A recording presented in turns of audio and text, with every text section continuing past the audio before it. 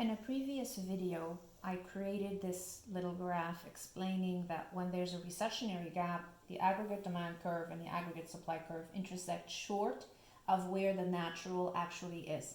So this is an economy that has too much inventory lingering on the market. Not enough buying is taking place.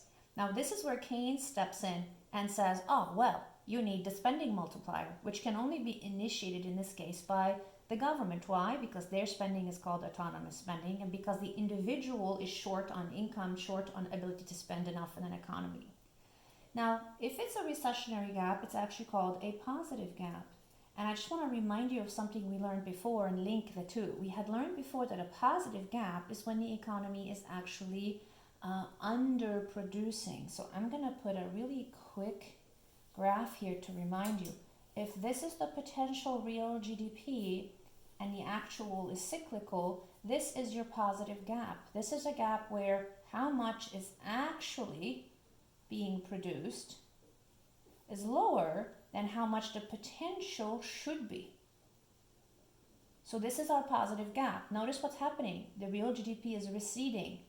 So you actually have a kind of a backwards movement happening in the economy, right? So what should be done about it? Well, we know that the real GDP will increase if the multiplier can help it, but the multiplier can't do anything without a certain amount of autonomous spending.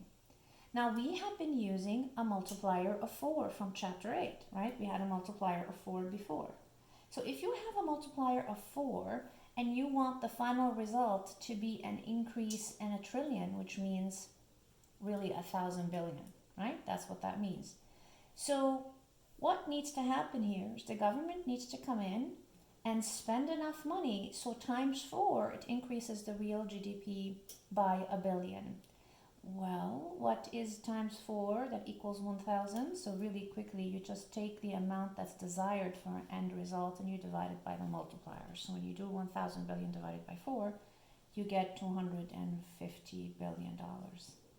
This is the multiplier in action according to Keynes. So what this will actually mean is aggregate demand, because this is the government. Remember we said the government, and the government is part of aggregate demand.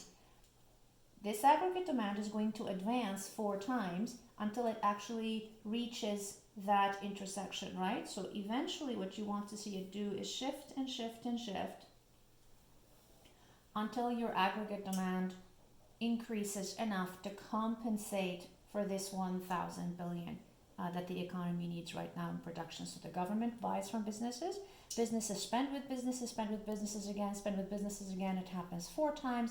And that increases the inventory on the market via the purchasing that's going on in the economy by 1,000. So in this case, eventually the inventory will increase as people begin to buy more and more of what's left.